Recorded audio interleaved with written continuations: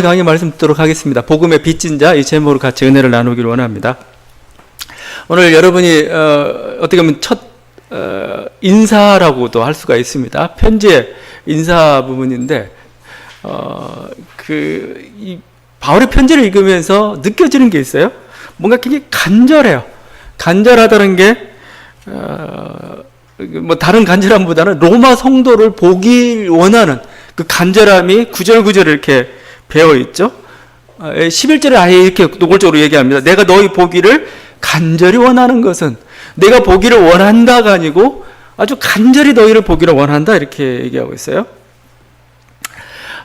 이게 간절히 보기를 원하는데 보지를 못하니까 또 이 간절히 보기를 원하는 이유가 사실 기도 때문에 또 생기고 있습니다.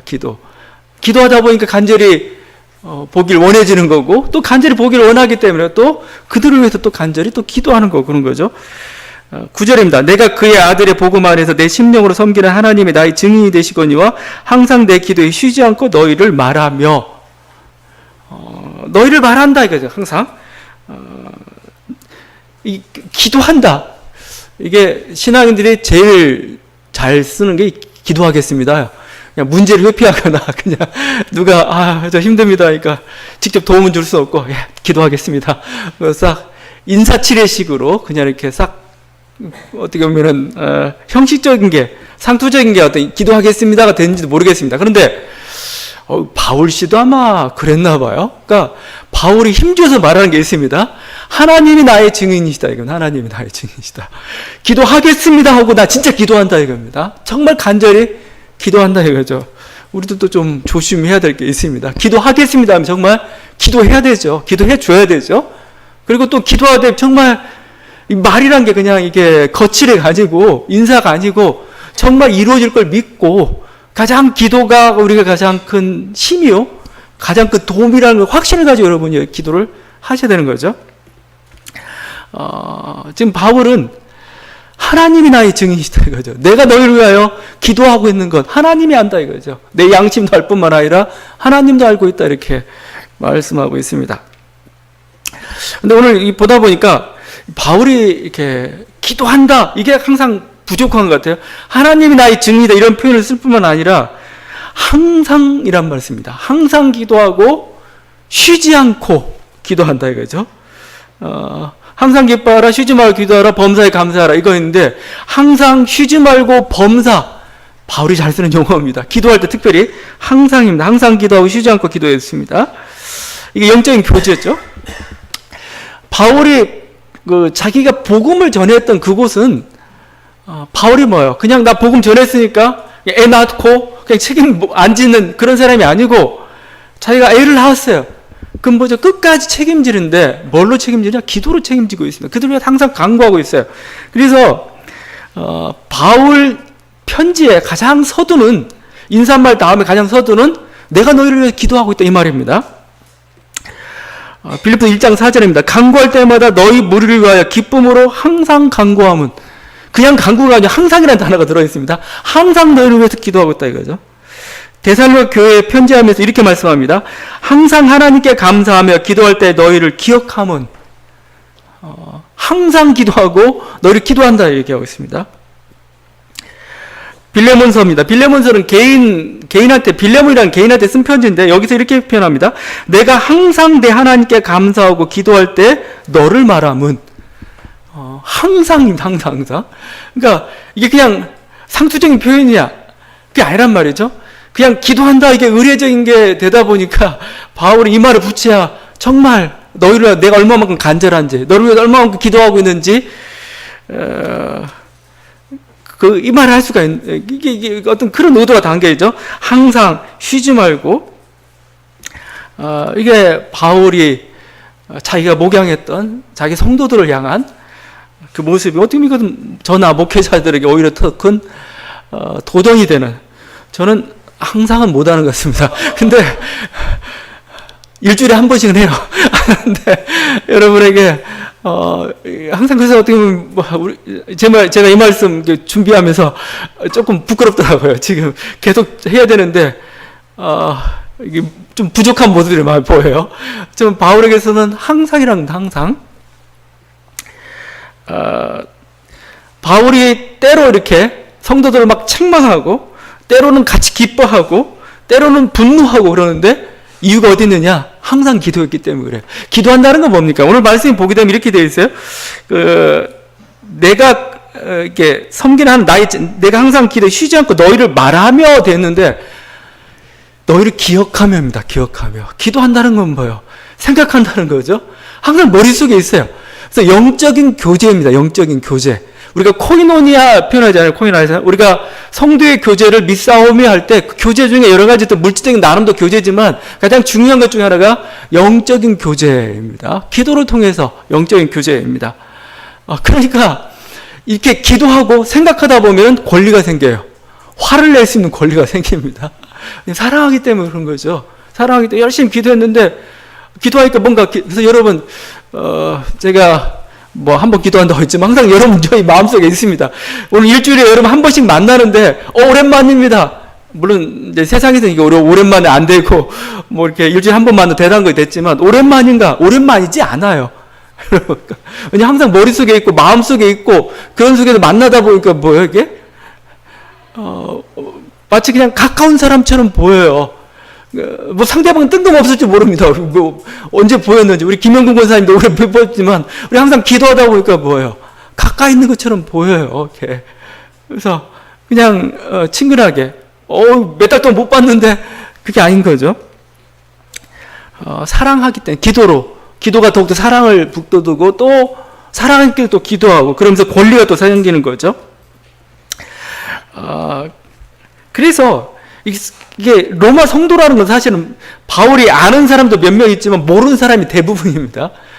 지금 로마라는 곳은 바울이 직접 이렇게 전도한 곳이 아니에요. 그냥 바울이 그러니까 좀 알았던 사람들이 이렇게 소식을 통해 전하고 있지만 하여튼 로마의 교회 소식들을 많이 보내고 있습니다. 바울이 그들을 위해서 계속 기도하면서 지금 이러고 있어요. 그러다 보니까 사랑이 생기죠. 사랑이 생기면 뭐예요?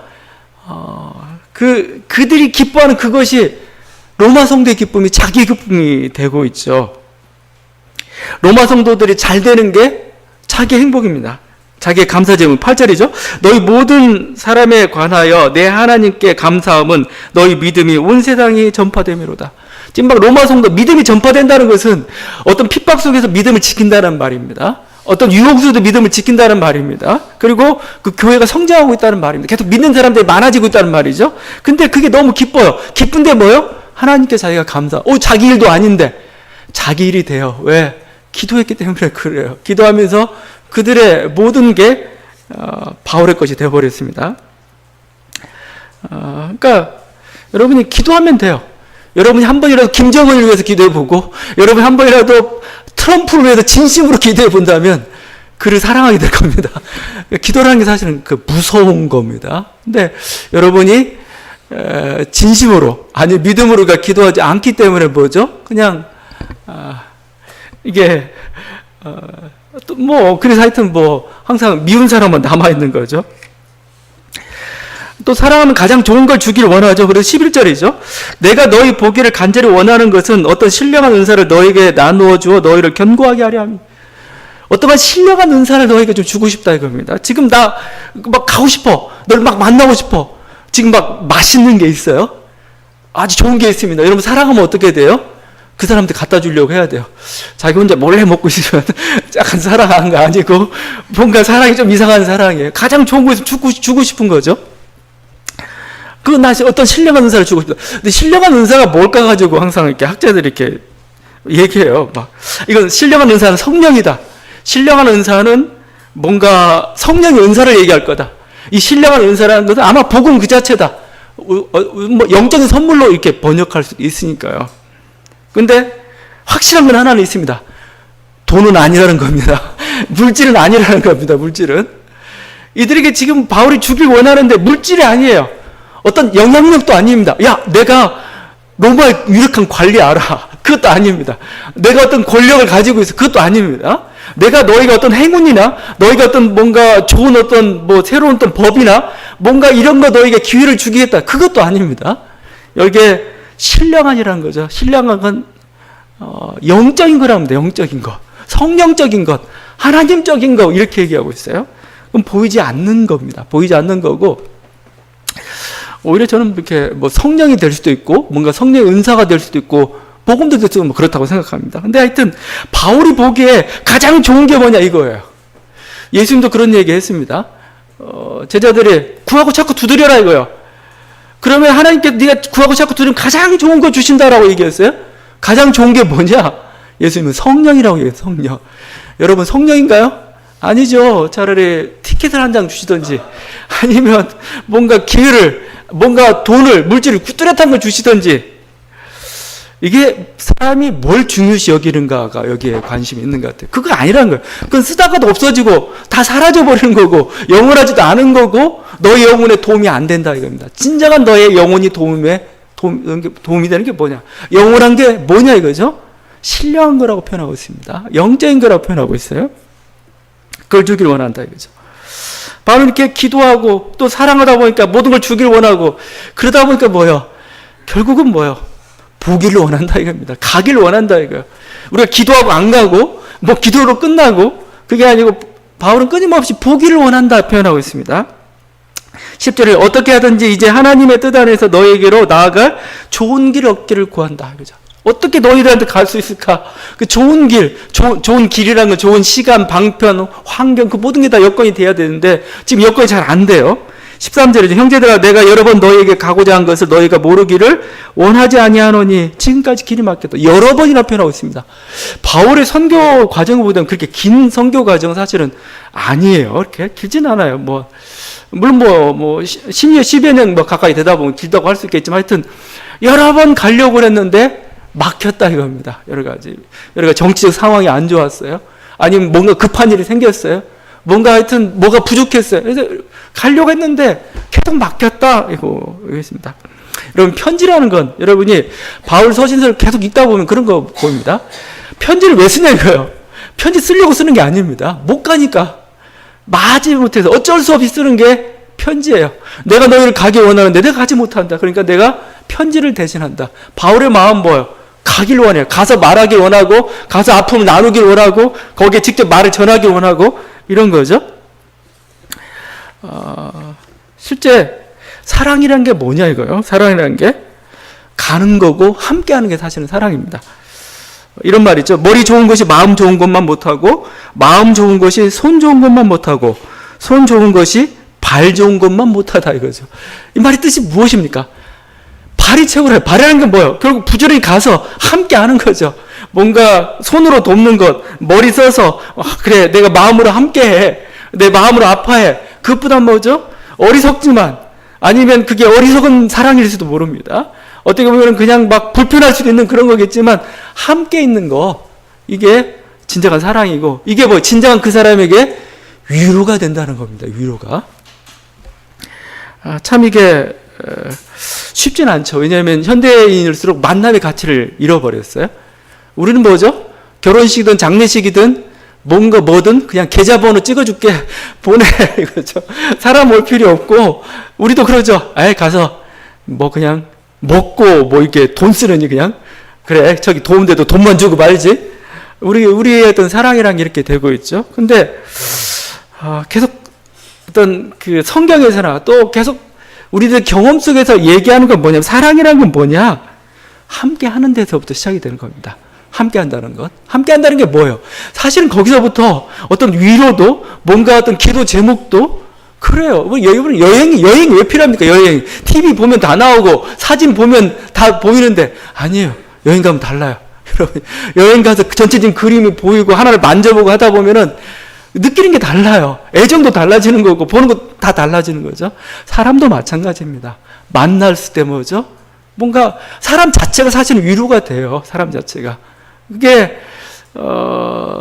요즘은 너무 경쟁 사회가 되고 너무 어떤 게 이 아파트 문화에 그냥 이렇게 자기 그냥 혼자 이기적인 문화에 계속 이렇게 우리가 갇혀가지고 사람 만나는 게 두려워지고 이게 참 비극적인 일입니다. 사람을 보는 데서 사실은 출발하는 겁니다. 자본주의 모든 악들이 왜 나오느냐? 사람을 안 봐서 그래요. 사람을 안 봐서.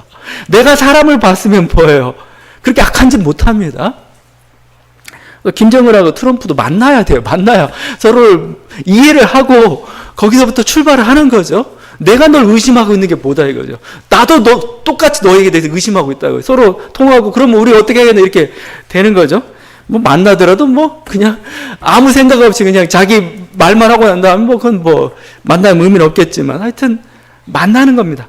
만나는 데서부터 출발인 거고 그게 어떻게 보면 정말 우리가 영적인 존재이기 때문에 영적인 교감이라고 할 수가 있죠. 그게 뭔지 모르게 우리들에게 위로가 되고 풍성함을 가져다 줘요. 그러니까 우리들 이렇게 다시 한번 그래서 바울은 가길 원한다. 그냥 뭔가 편지만 쓱 쓰고 우리로서는 편지가 지금 대단한 거죠. 로마서 편지라는 게 얼마나 대단한 겁니까? 이거니까 지금 우리도 복음을 알게 되고 뭐 그건 너무 감사한 일이지만 바울의 끝까지는 뭐죠? 나는 가는 거다 이거죠. 가서 함께하는 것 이거죠. 어떻게 우리가 사람을 만나기 꺼려하는 이유 중에 하나는 뭔가 도움이 안 될 것 같은 그런 생각을 가지고 있는가요? 같아요.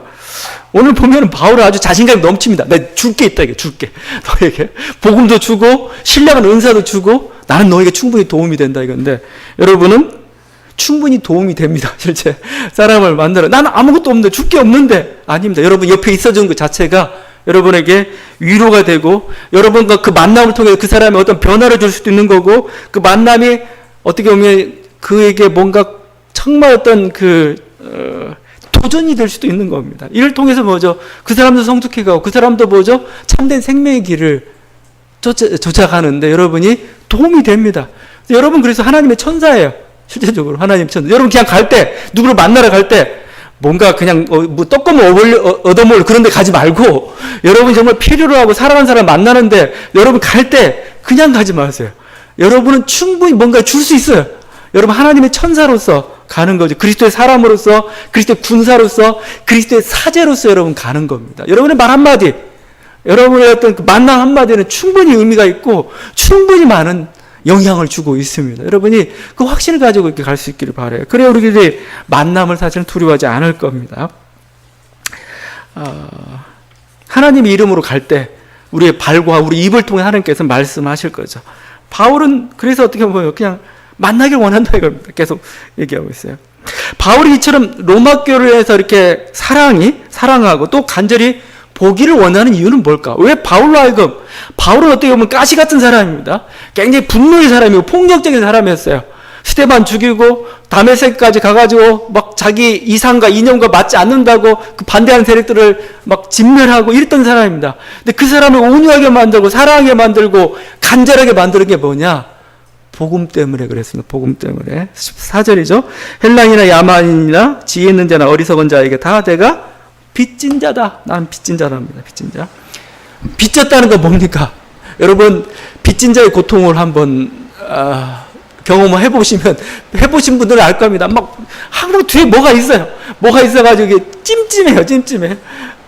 이게 크면 클수록 이게 더 위협적이면 위협수록 항상 이렇게 마음에 걸려가지고 먹어도 먹은 것 같지 않고 뭔가 다 정리될 때까지 소화가 잘 안 돼요. 이게 항상 채무자라는 그런 의식이죠. 채권자에게 갚아야 되는 게 있는 겁니다. 채무를 변제하게 될 마음이 쓰이죠. 바울이 지금 헬라인이나 야만인이나 지혜 있는 자나 어리석은 자나 이건 뭐예요? 모든 세상 사람들에 대하여 나는 빚졌다는 생각을 듣는다. 이거 빚졌다는 거예요. 바울이 이렇게 빚졌다는 표현을 쓰고 있을까요? 계속 말씀드리죠. 우리 앞에서 나왔었고 또 지금 로마서를 쓴 이유이기도 하지만 복음 때문에 그래요. 복음 때문에.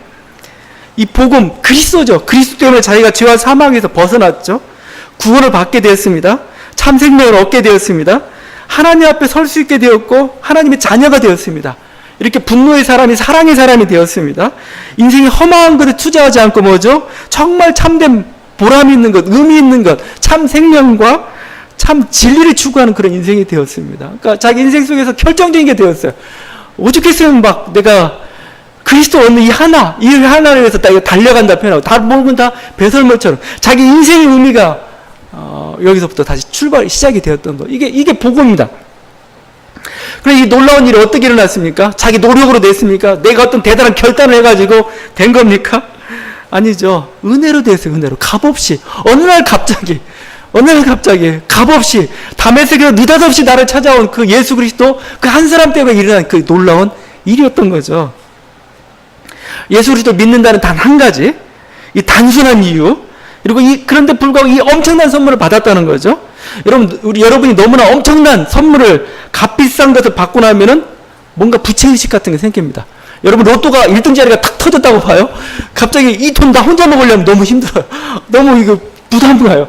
뭔가 이렇게 나에게 이런 행운이 들어왔고 이런 놀라운 은혜가 들어왔다면 뭐예요?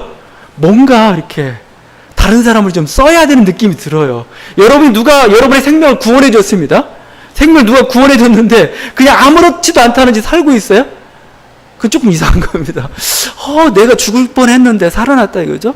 살아났는데 내가 그냥 호의호식하면 이기적으로 산다는 건 나에게 도무지 뭔가 내 양심에 꺼려요. 이게 빚진 자의 의식이라는 겁니다. 이게 복음이 이렇게 만들었던 거죠. 복음이 누구를 향해서 이렇게 간절하게 만들었고, 그래서 복음이 누군가에게 베풀지 않고 견딜 수 없는 사람을 만들어버리고 말았어요. 이게 복음이 만들어낸 그 놀라운 그 힘입니다. 나는 내 동굴 속에 갇혀져 있는데, 나는 그냥 뭔가 이기적인 그런 삶을 살고 있는데, 복음이 나를 바꾸고 있어요. 복음이 세상을 향해 눈을 열게 만들고, 사람을 향하여 가게 만들고, 우리가 눈에 보이는 것이 아니고 참 진리에 대해서 우리들이 나눌 수 있는 그런 사람들로 만들어버리고 했죠. 그러니까 너무 놀라운 선물이었어요. 그렇게 전하지 않고는 견딜 수 없고 뭔가 갚아야 돼요. 이런 놀라운 은혜를 받았으면. 빚진 자의 의식으로 살았던 사람 중에 슈바이처 박사가 있는 것 같습니다. 슈바이처는 우리 4대 성인 중 하나. 이건 일본 사람들이 이렇게 몇 대 성인 이런 거 참 좋아하더라고. 몇 대, 3대 경관 이런 식으로 이걸 좋아하는데 4대 성인 성인이 4명만 있나요? 4대 성인 할 때 슈바이처는 굉장히 괴로웠을 겁니다. 왜냐면 예수님하고 자기하고 같이 4대 성인 같이 놓으면은 슈바이처가 얼마나 좀 답답하겠어요? 그 사이 바울이 들어간 것도 아니고 슈바이처인데 하여튼 자기가 4대 성인 중 하나입니다. 그리고 이 사람은 유명하죠. 노벨상까지 탔던 것 같습니다. 아프리카의 람바레네라는 곳에 가서 가난한 원주민들을 위하여 섬기면서 평생을 이렇게 살아갔던 적도의 성자로 알려졌죠. 자, 그런 의사였습니다. 근데 여러분이 기억할 것은 신학계에서도 대단한 인물입니다. 슈바이처는 신학계도 대단한데 슈바이처가 썼던 책이 역사적 예수연구라는 책이 있습니다. 20세기 고전 중 하나예요. 신학 고전 중. 그러니까 20세기에 몇 대 도서하게 되면 반드시 들어가는 게 슈바이처의 역사적 예수 생애 연구사입니다. 우리 신학과를 항상 기본적으로 이렇게 봐야 될 그런 책이죠. 대단한 신학자요. 그리스도에 대해 바울이 가지고 있던 것을 그리스도 신비주의로도 풀어냈던 굉장히 대단한 사람이기도 하고 그렇습니다. 그럴 뿐만 아니라 이 사람은 뭐냐면은 대단한 예술가입니다. 파이프 오르가니스트입니다. 유럽 순회 공연을 다닐 정도로 대단한, 그냥 혼자 즐기면서 치는 정도가 아닙니다. 그냥 순회 공연장에서 공연할 정도까지 이렇게 대단한 파이프 오르가니스트입니다. 그런데 보면은, 이 슈바이처 전기를 보다 보면은 자기가 어린 시절 얘기를 해요. 어린 시절 이런 일이 있었냐면, 슈바이처는 굉장히 부유한 집안에 자랐습니다. 그러다가 친구와 싸움을 하게 됐습니다. 친구를 눕히고 친구 위에 올라가지고 막 때리려는데 그 친구 이런 얘기예요. 나도 너처럼 좋은 집에서 태어났다면 지지 않았을 것이다 했어요. 얘는 잘 먹고 등치도 좋고 막 이러니까 이긴 거죠. 내가 너처럼 좋은 집에 태어났으면 나 이렇게 지지 않는다 이거죠. 근데 슈바이처는 이게 좀 충격이었던 모양이에요. 계속 간직하고 있었습니다. 그러다가 20세 되던 해에 어떤 체험을 하게 됩니다. 이거 어떻게 보면 이것은 우리 인생 속에도 한번 경험할 수 있는 그런 것 같아요.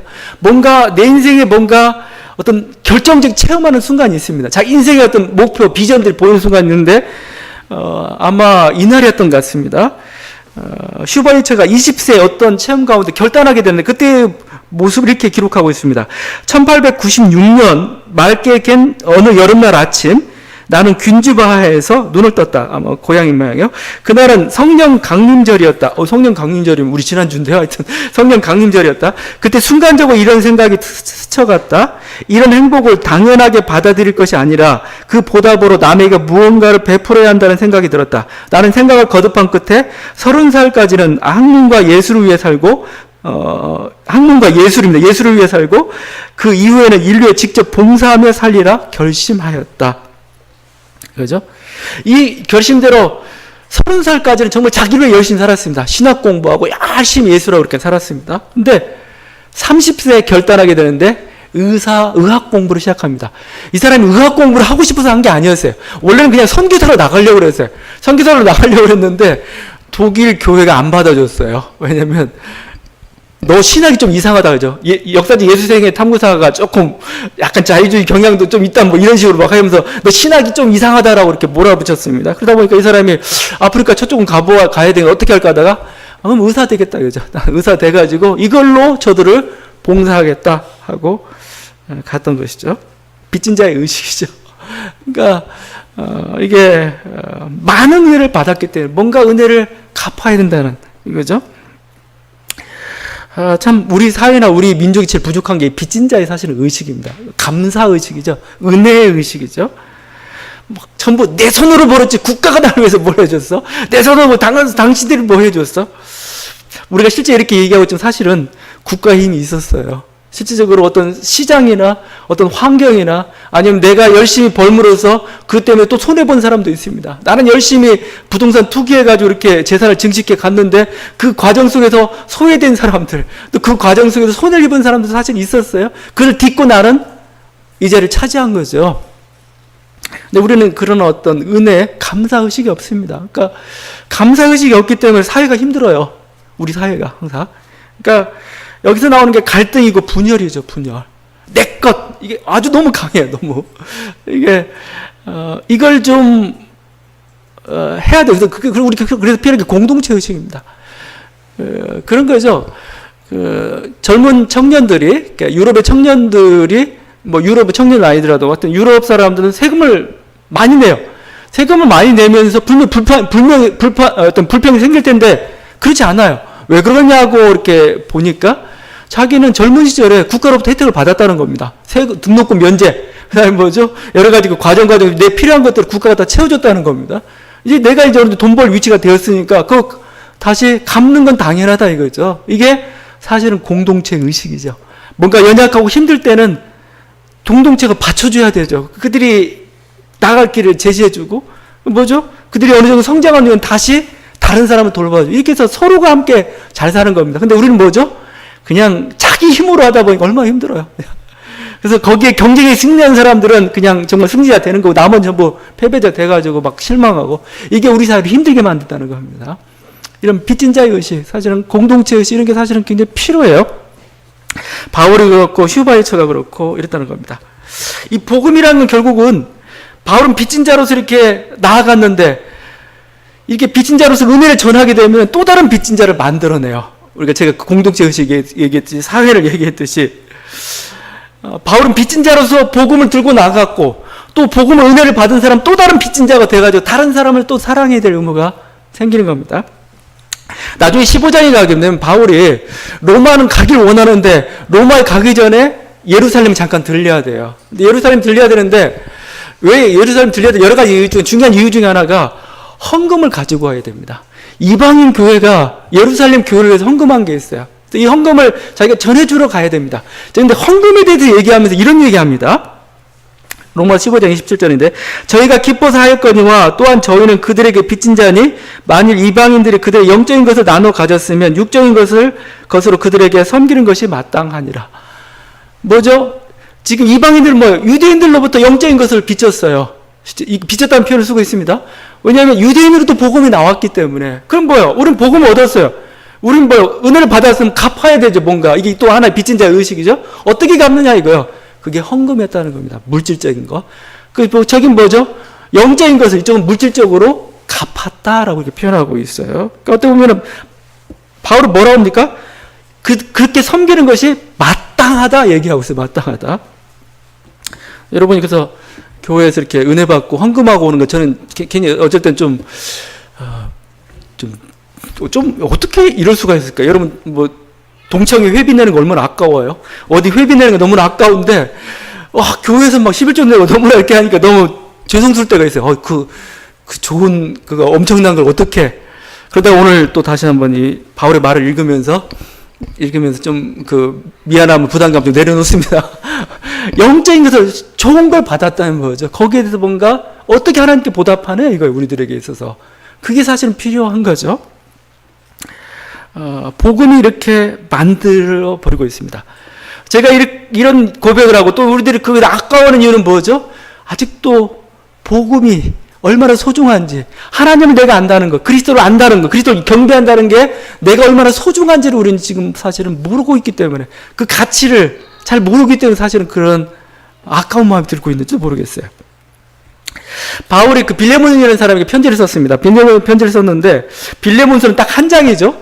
가장 분량이 작은데 참 여러 가지 교훈적인 걸 둡니다. 이 빌레몬서가 어떻게 기록이 된지 하면은 원래 빌레몬의 노예 중에 하나가 오네시모라는 사람이 있습니다. 오네시모가 빌레몬의 집에서 도망 나왔어요. 도망 나왔는데 그냥 도망 나온 정도가 아니고 주인의 재산을 일부 훔쳐가지고 달아났습니다. 가다가 오네시모가 이제 이거 어떻게 자기가 일은 저질렀는데 어떻게 해결할 수가 없는 겁니다. 어떻게 하다가 바울을 찾게 되었습니다. 그래서 바울에게 가가지고 복음을 믿게 되었고, 그래서 뭐죠? 이제 바울을 돕는 사람이 되었습니다. 그 오네시모를 변호하면 쓰는 게 이 빌레몬서입니다. 근데 요는 이거요. 너 이제 오네시모 용서해라. 빌레몬은 아마 바울이 복음을 전도해가지고 리더로 세웠던 사람인 것 같아요. 알고는 얘기한 거죠. 그래서 야, 이제 너의 노예인 오네시모 죄를 지었지만 많이 잘못했지만 이제 용서해줘라. 용서해줘라 절 정도가 아니고 뭐죠? 노예로부터 약간 해방시켜라는 그런 뉘앙스까지 나오고 있어요. 거기에 빌레몬서 1장 17절 19절입니다. 그러므로 내가 나를 동역자로 알지인데 그를 영접하기를 내게 하듯 하고, 바울 영접하듯이 너 노예를 그렇게 영접하라는 겁니다. 그가 만일 내게 불을 하였거나 내게 빚진 것이 있으면 그것을 내 앞으로 계산하라. 나 바울이 친필로 쓰노니 내가 갚으려니와 내가 이외에 내 자신이 내게 빚진 것은 내가 말하지 아니하노라 하는 것입니다. 바울이 이렇게까지 얘기해요. 야, 만약에 오네시모가 뭔가 너에게 재산상 손해를 빚진 게 있으면 내가 갚겠다 얘기합니다. 그러나 딱 한마디 덧붙입니다. 너도 나에게 빚이 있다 합니다. 빚이 있다. 빌레몬도 지금 바울에게 빚이 있다 얘기하고 있습니다. 근데 사도 바울이 돈이 있었을 것 같지는 않잖아요. 돈이 없었어요. 그러면 빌레몬한테 빚이 있단 말이 뭔 말인가? 너 나에게 갚을 빚이 있다는 게 뭘까? 여러 가지 추론하면 이것은 복음에 비칠 수밖에 없습니다. 내가 너 복음 전했지 않느냐 이거죠. 너 교회 지도가 됐고 했으니까 뭐죠? 나는 이렇게 말할 권리가 있다는 겁니다. 그리고 뭐죠? 너는 뭐요? 복음의 빚진 자로서 당연히 이런 의무를 감당해야 된다 표현하고 있습니다. 어느 정도입니까? 자기 손해를 그냥 아무것도 아닌 것처럼 무마하는 겁니다. 그럴 뿐만 아니죠. 오네시모를 실질적으로 노예로부터 해방을 시켜줍니다. 그래서 이게 교회사의 전설이지만 나중에 오네시모는 에베소의 감독이 됩니다. 실제적으로. 그러니까 그냥 내가 노예로서 너를 그냥 꽉 붙잡고 있었으면 뭐죠? 심판하겠다는 오네시모는 그냥 사라져버렸을 겁니다. 그러나 그가 복음 안에서 그를 품었어요. 복음 안에서 그를 용서했어요. 그러니까 그가 감독과 같은 위대한 사람이 되었던 거죠. 이 복음이 가지고 놀라운 힘입니다. 여러분, 복음이 가지고 있는 그 힘이죠. 이게 정말. 복음 앞에 우리의 모든 특권이 없어요. 특권을 다 내려놔야 돼, 이게. 그만큼 복음이 소중한 거죠. 그만큼 뭐죠? 다른 모든 특권을 내려놓을 정도, 좋을 정도로까지 복음은 위대하고 크다는 거죠. 우리가 그거에 대해서 지금, 다시 한번 이 복음을 드러내야 되는 그런 모습이 우리들의, 형편인 것 같아요. 우리들이 감사의식이 사라졌다면, 우리가 다른 사람을 향한 어떤 사랑이 사라졌다면, 우린 다시 복음으로 돌아가야 됩니다. 다시 한번 복음을 들어야 돼, 이게. 하나님과 이웃을 향하여 헌신하는 것이 싫어졌다면, 다른 사람을 용서하고 말씀대로 행하는 것이 힘들어졌다면, 우리는 다시 복음을 들어야 됩니다. 권리나 인정만을 바라고 낮아짐이나 섬김의 마음을 잃어버렸다면, 우리는 다시 복음 앞에 다시 서야 합니다. 15절 말씀이죠. 나는 할 수 있는 대로 로마에 있는 너희에게도 복음 전하기를 원하노라. 지금 로마 교회 교인들은 다 예수 믿는 사람들이에요. 근데 복음 전하기만 왜 또 이 말을 하고 있습니까? 제가 칼바르트 주석서를 읽다 보니까 여기에 대해서 이렇게 표현하고 있어요. 복음을 이미 들었다고 하는 것을 도대체 누가 최종적으로 말할 수 있겠는가? 반문하고 있는 거예요. 너 정말 복음을 들었어? 과거의 복음이 아니면 복음은 매일 새롭게 들어야 되는 거예요. 우리가 복음 앞에 항상 서야 돼요. 복음 앞에. 복음은 다시 들어야 되고 매일 들어야 되고 이거죠. 그래서 어떤 우리의 모든 어떤 윤리, 모든 어떤 사랑, 헌신의 출발은 복음으로부터 나오는 겁니다. 나는 모든 그런 감당할 만한 어떤 자격이 없는데, 우린 죄인인데, 우린 하나님 앞에 설 수 없는데, 예수 그리스도를 믿는 믿음으로 말미 우리를 하나님의 자녀 삼으셨다는, 우리 가운데 성령을 허락하시고 놀라운 어떤 천국과 또 진리의 길을 허락하셨다는 그 어떤 기쁨, 확신, 이런 어떤 감사함이죠. 사망에서 벗어나서 의의 종이 되었다는 거, 어떤 그 정말 참된 진리의 길을 가는 자유인이 되었다는 거, 이거죠. 이 기쁨들이죠. 이 감사, 여기에 복음이 담겨야 되는, 우리 항상 그걸 들어야 되는 겁니다, 이게. 어떻게 보면은 예수님 말씀하셨던 그 1만 달란트 비유를 우리 항상 기억하고 살아야 될 것입니다. 어떤 종이 1만 달란트, 엄청난 빚입니다. 이게 지금 살 수 없는 빚이라고 봐야 됩니다. 왜냐하면 헤롯 대왕이 한 해 1년 그 세 수입이 700달란트가 안 됐어요. 1만 달란트라는 국가 단위 규모로 넘어서는 엄청난 빚입니다. 근데 이 빚은 도무지 한 사람이 갚을 수가 없죠. 그러니까 주인이 용서해 줬어요. 탕감해 줬습니다. 근데 이 사람이 밖으로 나와가지고 뭐예요? 이렇게 하다가 자기 동료를 하나 봤는데 동료가 100데나로요. 100데나, 전에 한번 계산해보면 한 60만 분의 1 정도밖에 안 되는 겁니다. 100데나는 빚진 자가 있습니다. 그러니까 너 내 빚 같이 갚으라 하면 그 동료를 옥에 가둬버렸습니다. 그러니까 그 주인이 이 사실을 알고 분개해가지고 그 종을 부릅니다. 이렇게 얘기합니다. 내가 너를 불쌍히 여김과 같이 너도 내 동료를 불쌍히 여김이 마땅하지 아니하냐. 그죠? 사랑은 여기서부터 사실 출발하고 있는 겁니다. 복음을 너희가 그리스도 예수 안에 놀라운 어떤 빚을 탕감을 받았는데, 하나님 불쌍히 여김을 받았는데 너도 다른 사람을 불쌍히 여기라. 사랑은 바로 거기서 나오는 거죠. 나의 어떤 권리, 나의 어떤 의무를 생각하게 되면 우린 윤리가 나올 수 없고 사랑이 나올 수가 없어요. 그러나 하나님께 베푸신 그 놀라운 하나님 그 은혜를 생각한다는 거죠. 난 거기에 만분의 1 정도 갚는 겁니다. 이거죠. 그건 더 이상 특권이 아닙니다. 그냥 의무입니다. 그냥 내가 해야 될. 그래서 복음은 우리에게 감사의 마음을 일으키죠. 복음은 우리 안에 살아있던 다른 인간을 향한 정말 연민과 사랑의 마음을 불러일으킵니다. 봉사와 섬김의 기쁨이 되는 겁니다. 그리고 권력과 누림은 오히려 더 부담스럽게 여겨지는 거죠. 그리고 다른 사람 용서하고 이해하게 만든, 우리가 이런 감수성들이 좀 사라지고 있다면 다시 한번 우리는 복음을 들어야 될 그런 사람들입니다. 이 복음의 은혜가 있는 저와 여러분 되기를 바랍니다. 기도하시겠습니다.